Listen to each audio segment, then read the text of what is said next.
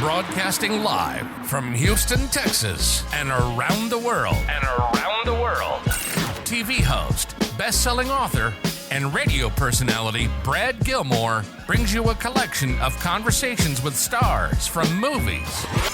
Matthew McConaughey. Brad Gilmore. Mark Wahlberg. Hey, how are you? The one and only Sydney Sweeney joins us. Sydney, how are you? I'm good, thank you. How are you? Tom Hanks and Robin Wright in my favorite movie of the year. Guys, thanks so much for joining the show.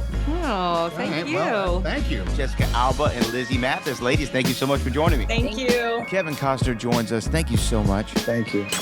Television. Jimmy Fallon joins us this morning. Jimmy, how you doing, my friend? Good morning. Thank you so much, Brad, for having me. I appreciate this, bud. One of my all-time favorites, Vince Vaughn, joins us right now. Vince, thanks, man. Oh, great to be with you, Brad, and great to be talking to Houston. Good morning to you. We got Owen Wilson. We got Judy Greer. Thanks for joining the show, guys. Thank you.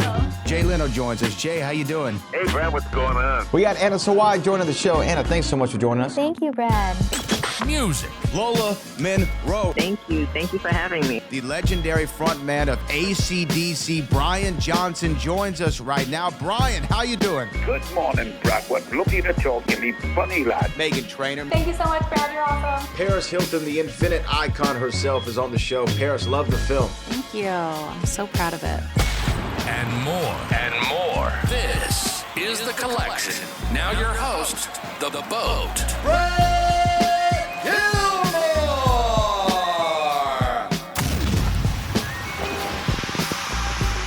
And joining me right now, I can't tell you how many things I've seen this next gentleman in. He's in one of my favorite television shows of all time, and now he's in a film that is going to be in theaters today and then on digital April the 10th. It's called The Yeti, and he is the one and only Corbin Bernsen. Corbin, good morning to you, sir. Good seeing you, Brad. You as well. Look, look, and I might as well say it lightly. So I just want to start off by saying, so we're on the same page. Psych is my favorite television show of all time. It is my favorite show I've ever watched. It's number one on the list. I just rewatched it like a month ago, the whole thing. So Those guys, people come and say, I've watched 3 times all of it. That's like 300 episodes.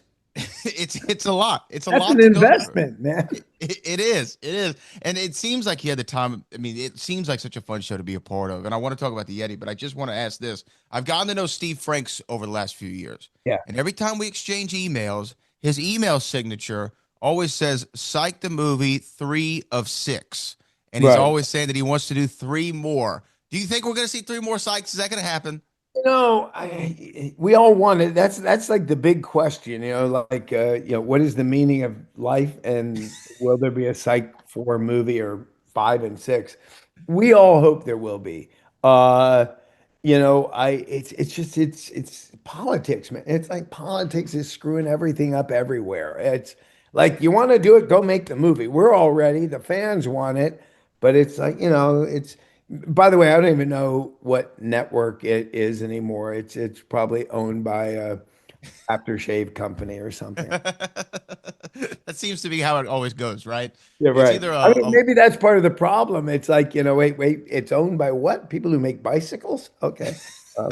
Yeah, they make microwave ovens, which they make microwave ovens. I can do a tie-in. We can do it. We can figure it out. We can figure out how to work that product placement in.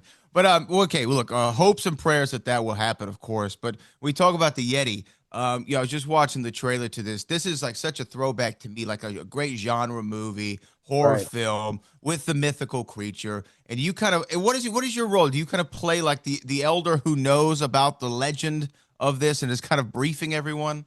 I'm the elder who does know about it, but I am briefing everybody, and that's probably what you saw.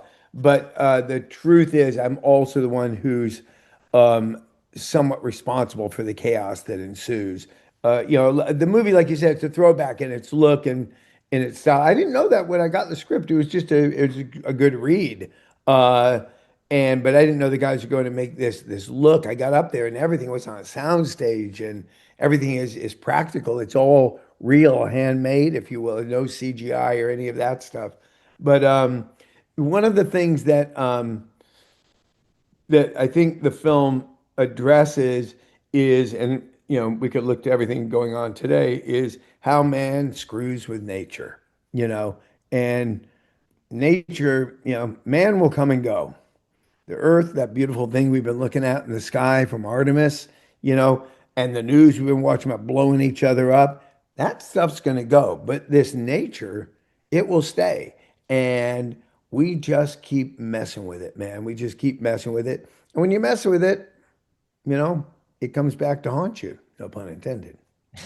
Yeah, Mother Nature has a way, right? I mean, and I guess that is interesting commentary on the world right now, because it does seem like, our planet seems to be collateral damage to so many different things, Yeah. all the time. And if you look at the news cycle, it seems that way. And then also, though, when you mentioned Artemis, when you see that, and I'm in Houston, so obviously we're a big space city. You're right, right. And this is a big deal for us here. This is the water cooler conversation, because we think we're relevant in this moment, because we are as a city. Very. When you see that, it also just reminds you of how trivial everything is when you see the pictures of the Earth. Yeah, I swear to God, if I were 10 years younger, I'd go into not politics, but I'd go into leadership, of some sort, because I look at those pictures of the Earth, and there's a part of me, and maybe it's the artist part, the creative part, that just says, wait a minute. So you look at the Earth and you think down below, we're sending these missiles at each other in some little speck corner of that thing there. And it dawned on me the other day, we're all going to die. All of us. Everybody on this planet within 100 years that living right now will be dead. Right. Say for 12 people, right? And so to what purpose are we expediting that? To what? You got to start to think, like, what is man? I mean, I want more? Is it a greed thing? Because you look at those pictures and you go, that doesn't care. It go ahead, knock yourselves out. It's very, very interesting. And it's not lost on me. No coincidences are lost on me that we're seeing these pictures at this most dreadful period of time. And, and again, and to bring it right back to the Yeti, Yeah. I want to go deeper into it, because it's not, I'm no spoiler alert here or ruining stuff. This is not a slasher movie. You're not going to see some monster chasing half-naked women around the forest. That's not what this is. It's a little deeper and psychological, and it's the fear of what's out there in the dark, and man messing with nature. Man, when we uncover nature, things will happen. And it's interesting that this film is also at this time. So, and I'm happy that's not it's in the horror genre, because it's horrific, but it's a little more in the Twilight Zone genre. I always wondered, was Twilight Zone a horror thing? But it's not sci-fi, really. It's sort of that weird Twilight Zone. And I tend to look at the Yeti that way.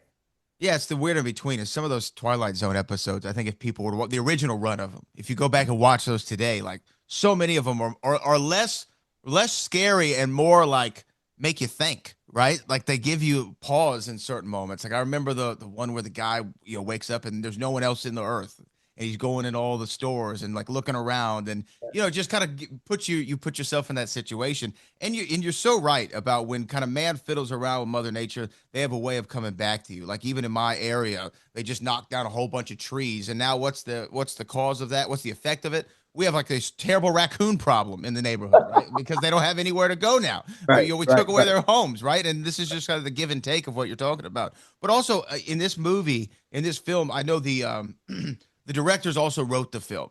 And I almost wonder, when it's a writer director, if that's better for the actor, because like they have such a unique look at this film, because it went from literally their brain to their fingers typing it to now we're on a set, and they're kind of like the be all know all. Is that beneficial at all? It can go both ways, or as we say in Psych, I've heard it both ways. Go back, a little throwback to your favorite show. Thank you. And clearly, when you have a writer director or writers directors, they have such a vision that you think there might be something really artistic and deeper that's going to come out. And they do, and in this case it didn't happen. Sometimes it tends to want to push you into their vision rather than you as an actor getting to explore and get there. But if you're into their vision, then your acting sort of goes with it. I've had other instances where I've had scripts and a director comes in and just changes the vision. He takes the story, the characters, the guts of it. And so it really, I've heard it, I've heard it and I've worked with it both ways. I do appreciate working with people that are really intimate with their scripts. And while it is restricting, there's you really want to trust the bigger picture of the whole thing, and they tend to know the full picture. Well, and you know what? I was just watching a thing on Mean Streets with Scorsese, and Scorsese, wrote the film. It's based on, his life experiences. But when he has De Niro in there, there's like full scenes that De Niro completely improvised, Right. in on the day. And I think that's like a nice collaboration where, yes, this director has this unique vision that's based on their experiences. They wrote the screenplay, but also trust the actors to help find the heart of the story. Well, I did another film last year that's now in the edit called Laura Louise, who you'll hopefully hear about next year. This is like the Yetis this year. That one's next year. I had a wonderful director, great script written by a guy he works with all the time. And he just said, go, man, go. Do what you want to do. It's been, and, while I appreciate my work in the Yeti, this thing is me wall to wall. And it all takes place on one set, really. And he said, go. And I just went and I had a blast, man, I got to tell you. But that was him knowing the script, knowing what he wanted to do, appreciating what I brought to it. And once I opened my mouth the first day, he just said, keep doing that. So yeah, it is nice when you have somebody who's in that control. If you're directing somebody else's script, sometimes you might be afraid you're screwing up their words or something like that. Right. I definitely hear you. And you know what? I cannot wait to see the Yeti, the film you just mentioned. And also, you were so great in Your Friends and Neighbors. That's such a great show on Apple. If people haven't checked that out, they definitely need to go watch it. Beautifully written script by Jonathan Tropper, or show created by him. Really, really smart, John Hamm. But Corbin, again, congratulations on the Yeti. It's in theaters today, AMC theaters, and then digital on the 10th. This is Corbin Bernsen. We could talk all day, but I appreciate you. Hey, Brad. Thank you, buddy.